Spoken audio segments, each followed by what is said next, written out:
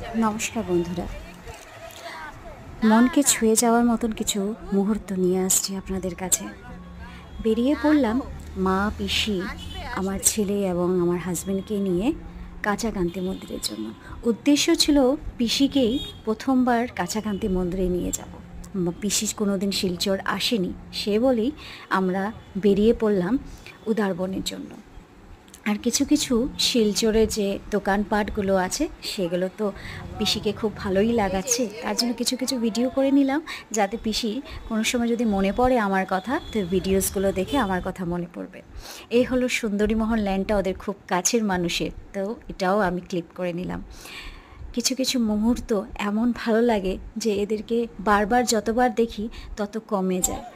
আর এই কান্না করছে আমার ছেলে, কেন কি ওনাদের যাওয়ার সময়টা এগিয়ে এসছে। দিদা, দাদু, ঠাকুমা ওনারা শুধুমাত্র আদর দেওয়ার জন্যই আছে, ঠিক না? হ্যাঁ, আমার বাবা মা, আমার শাশুড়ি মা আমার ছেলেকে অনেক আদর করে।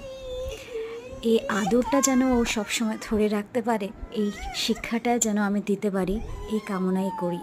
ঠাকুরকে বলি যেন এমনভাবেই আমার ছেলে থাকে।